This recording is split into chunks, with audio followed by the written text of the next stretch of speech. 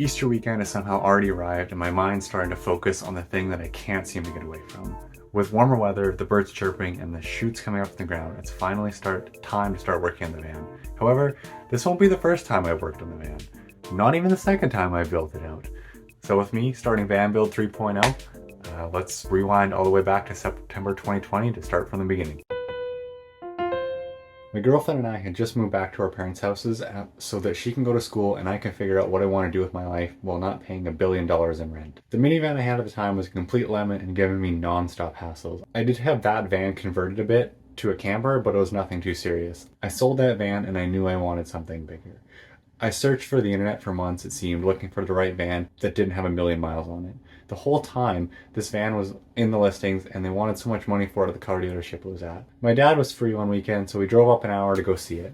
This van was a full-on work van. It was kitted out. I mean, it had the headache rack, storage shelves, and this huge locking drawer that bolted down in the middle. We took it for a drive and it was insanely loud inside.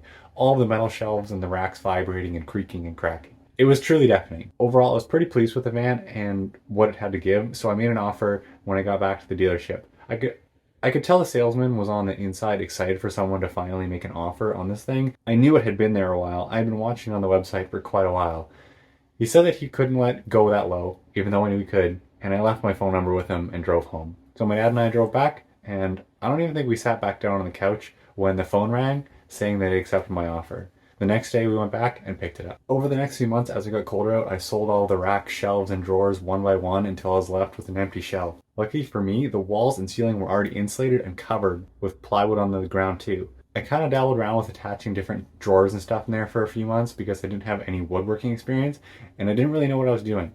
During all this time, I was commuting to the city I lived in before, working and staying in the van a few days a week. This job I was commuting to absolutely sucked.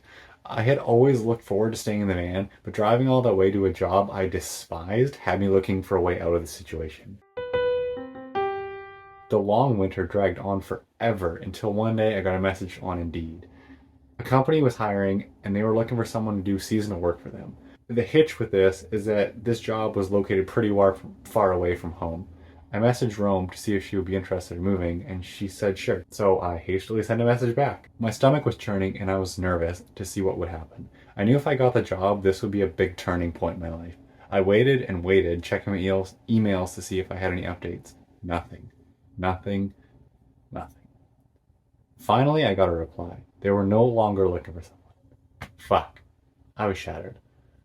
All of this hope, excitedness, and nervousness was for nothing. I was pretty bummed for a while, honestly, but it planted a seed in my mind, so I sent my resume out to see if anywhere else in that town was hiring. I got news back almost instantly and was hired over the phone right there. I started in 2 weeks. My life was about to change violently. I started work on March 1st. The date now was sometime in the beginning of February. I quit that horrible job I was at, and Rome and I went out to see what we could find for a place to live out there and for her to get a job for the summer. I knew that we would have to come back in September due to her school resuming in-person classes. We went and looked at 3 or 4 apartments and owned houses, and everything was so expensive, nothing clicked with us. We drove back home and figured out what we wanted to do next. We had 14 days until I started work, and at this point we had an empty van just sitting in the driveway. And I was also unemployed, right? So I did what anyone would have done in a tight spot and a dream would have done, and I started working on the van. I had 0 woodworking experience and only a jigsaw and a drill. I worked on the van for 10 days straight, full time, making that thing livable and something we could stay in for a while working and looking for somewhere to live.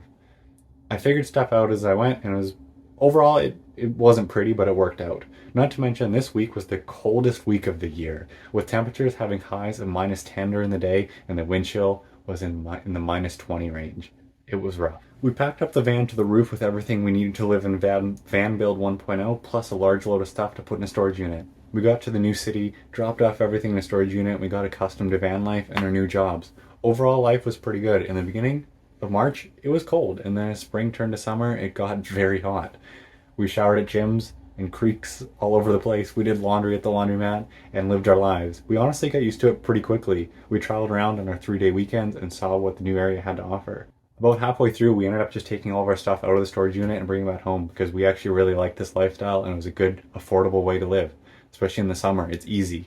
Just like that, summer came to an end and we moved back to our parents' houses and got normal jobs. Rome and I both agree this was a highlight of our lives this far and love reminiscing about it. But over those 6 months, I did find out what I really didn't like about this build, and I yanked it all out when I got home.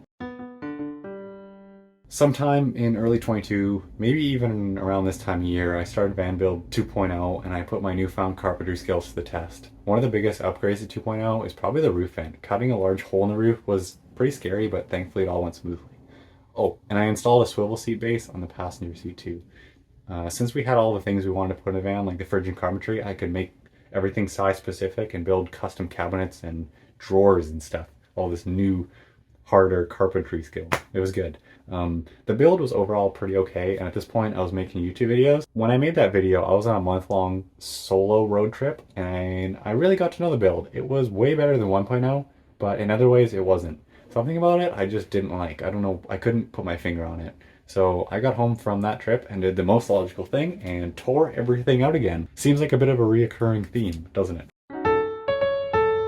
Over the winter, I built a couch, bed, and motorcycle carrier in there, and I really lost motivation on that design, even when I was building it. I think you can even see it in the videos.